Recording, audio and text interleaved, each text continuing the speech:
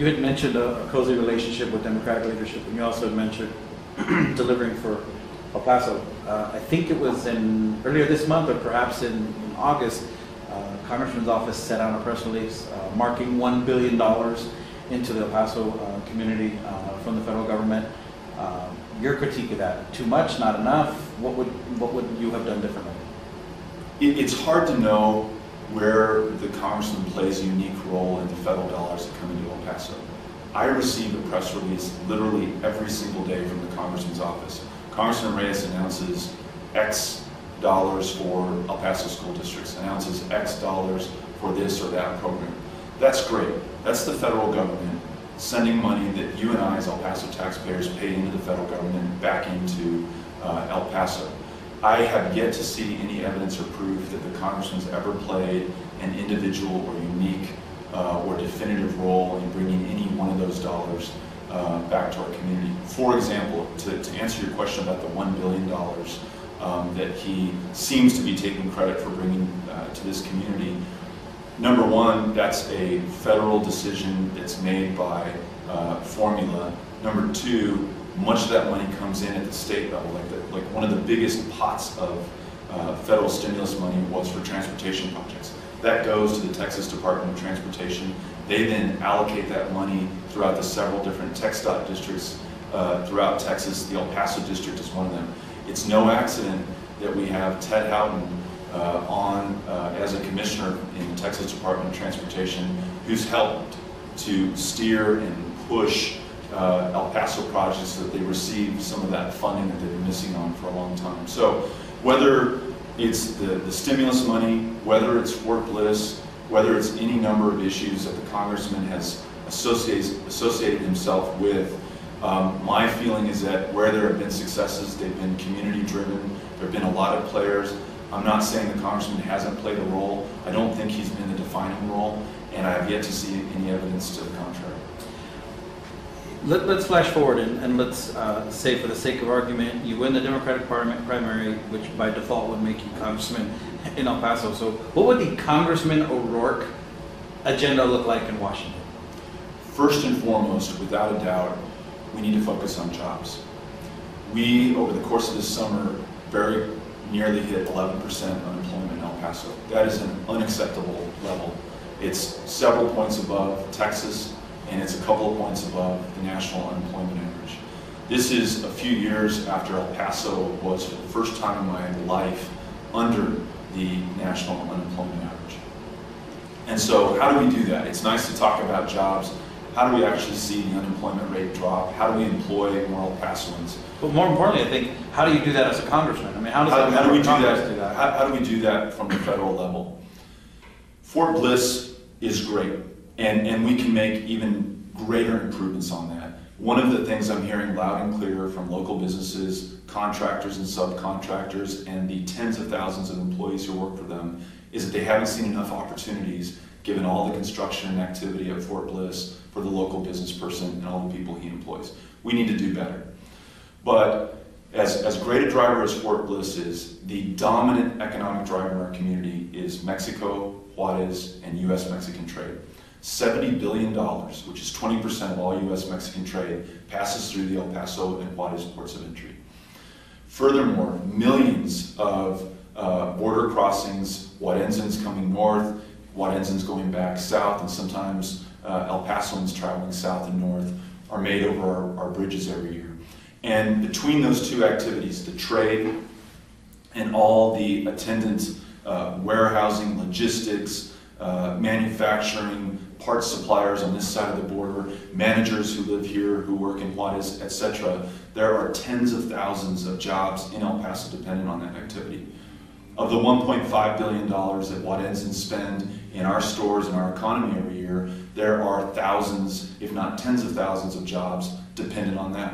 So why in the world does someone from Juarez have to stand on our international bridges for 2 hours in the broiling 110-degree heat in the summer to have the privilege of coming over to Cielo Vista Mall or South El Paso Street or South Stanton Street to spend their money on our goods to keep our people employed?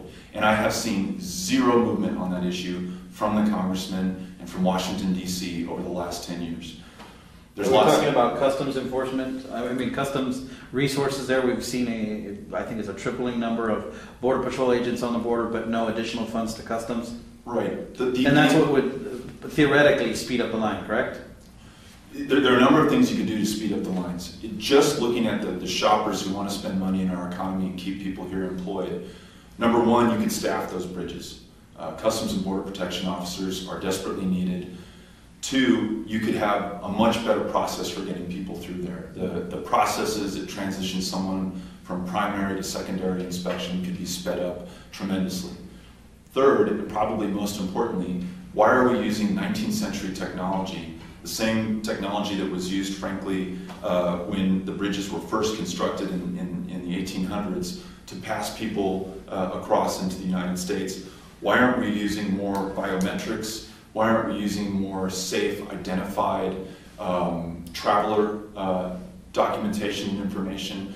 Why aren't we making it easier for people who pose no threat to the United States, who only want to spend their money here and improve El Paso's economy and make sure that we have jobs here? Why aren't we making that easier? So there's three areas I can think of off the top of my head that I would make a focus in Washington, D.C. for investment here.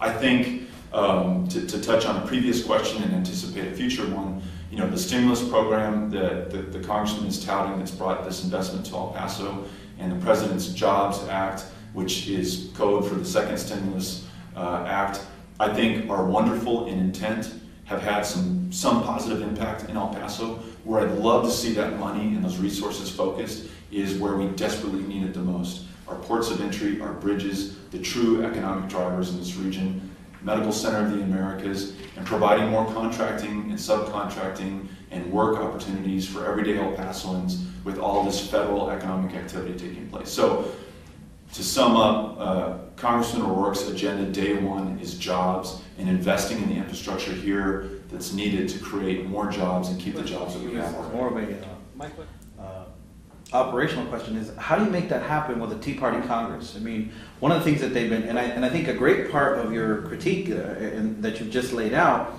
could be laid at the feet of Republican administrations that had the tripling number of the Border Patrol agents but didn't allocate any resources towards customs agents. My question, though, is that in an era where we're only discussing cuts right now, how could a freshman member of Congress push through what would presumably be pretty large expenditures through a pretty frugal Congress right now? I think I'd start with the heart of the Republican conservative Tea Party message, which is the size of government and the implied waste or overspending that comes along with that. And I would say, why are we spending millions and then billions on a border fence, on drone flights across the border, on militarizing and overly securitizing the border, when the border is the greatest economic opportunity, not just for El Paso. My message would be not just for the district I represent, but for your district in Michigan, for your district in Ohio, for your district in New York. The parts that you manufacture there that make their way through our ports of entry, part of the $70 billion that passes through here, need to move freely and effectively if you're going to keep those people in that factory in Michigan employed. I don't know that we've been carrying that message strongly enough. I don't know that we've been articulating it forcefully enough, but we need to do that. And I don't think that we should lay this at the feet of the Republicans. I have some serious problems with Obama, who, when he was a senator, voted for the fence, voted for the border wall, does not understand the border as far as I can tell now. You can come down to the Chamizal for some photo ops and talk about how you want immigration reform. I'd like to see you put a serious proposal on the table and force the Republicans to reject it, and then maybe even try to get it passed. But in terms of how I would talk to the other side of the aisle, I think I'd say we're spending far too much money, far too ineffectively on stupid solutions like a border wall, instead of investing in smart technologies like some of those that I just described earlier, that would speed the flow of trade and commerce and speed the flow of people who want to spend money in our economy. So I think I would appeal on that basis. Secondly, and you haven't asked me about this yet, but I do want to address it because it's related, is the subject of immigration. And the overall mindset throughout much of unfortunately, the Republican Party, and frankly, throughout some of the Democratic Party, which is that Mexican immigrants are a source of fear. They want to give our young kids drugs, they want to take our jobs, they want to steal our Social Security benefits, and they don't want to contribute to the economy. And all three of those points are absolute falsehoods. And not only do we need to reject them, we need to say why immigration is a net positive for the United States. I know one of the issues you want to talk about is Social Security, but as you have an aging baby boomer population that's leaving the workforce and is no longer paying into Social Security, and as you and I may only be having 3 kids, 2 kids, 1 kids, lots of childless homes in America right now, our birth rate's dropping, how are you going to balance the workforce so that you have enough income coming into Social Security to continue to keep that fund solvent and to continue to pay out to the people who have paid into it over the course of their working lives? It's one of our greatest assets, even if you just look at that. The other problem, which I think is obvious to us, and I think I need to make the case to the Republican leadership as well, is that we have a workforce problem in the sense that we are and have become over the last 20, 30, 40 years absolutely dependent on Mexican labor. If we fulfilled the wish of some of the most outrageous zealots on the right of deporting every Mexican immigrant who doesn't have perfectly legal status in the United States, I think you'd see significant parts of our economy collapse tomorrow.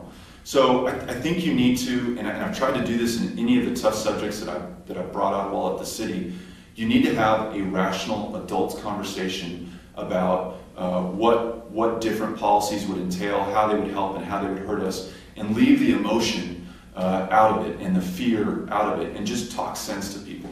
I'm not saying it would be easy. I'm not saying I could single-handedly do it, but I think it could be a force for positive change for the border. As I listen to your thoughts on immigration, there's 2 things that come to mind. Number one, you can make the case that really there's only been 1, possibly 2 members of Congress that have actually taken the air quotes lead on immigration. Congressman Gutierrez of Illinois and possibly Congressman Becerra of East LA. Yet there are probably dozens of Latinos in Congress now. So what would make Congressman Reyes unique out of all the other ones that represent border communities or that have been supportive of? Because everything that you've laid out has all been stuff that the congressman has voted for in favor of during his term in Congress. So I'm trying to understand how that critique should be singled out on Congressman Reyes, other than we're in El Paso, we're on the border, and he's your opponent right now. Right. It's not enough for Sylvester Reyes to vote the right way on an issue. We need leadership. We are too disconnected physically, geographically from the centers of power. Washington, D.C. is light years away from us, even our state capital, Austin. And so you really need dynamic, hardworking leadership that will actually lead on these issues. Sylvester Reyes, in my opinion, and I respect the man, and he has served our community for 16 years in Congress, and then many years before that in the Border Patrol, blew a unique opportunity as a Border Patrol Sector Chief, as someone who grew up and knew the border, as someone who was in the hierarchy of Democratic leadership and was very close, I'd say tied to the hip with Nancy Pelosi. He had a unique opportunity to influence national policy on immigration. It's like Nixon going to China. Only Nixon could do that. Only Sylvester Reyes, who's a law and order, border enforcement, Operation Hold the Line, only a man with that pedigree could have stood up on the floor of the U.S. House and said, I understand enforcement, I understand immigration, I understand security, I can address all of those issues, but America, we need to address our economy, we need to be fair to everyone who is part of that economy, and we need to do the right thing for all of our interests, and that means immigration reform, and here's how I propose we do it. Blown opportunity. And so it's that kind of leadership that's needed. We don't need immigration reform being led out of Illinois. And I respect the congressman who's doing that because someone needed to stand up and do that. But again, what I'm known for, love it or not, is once I choose a position, and I try to do so thoughtfully, deliberately, and in talking with all stakeholders who are involved, then I'm hard charging on that position. I stand up for it and I lead on it. And that's what I would do if I was on the floor of the U.S. Congress.